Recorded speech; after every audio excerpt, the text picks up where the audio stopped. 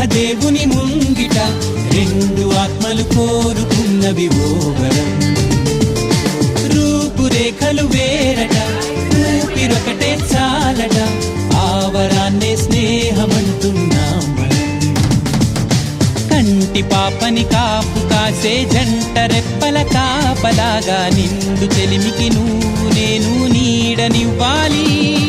స్నేహమంటే రూపులేని ఊహ కాదని లోకమంతా నిన్ను నన్ను చూడగానే నమ్మి తీరాలి.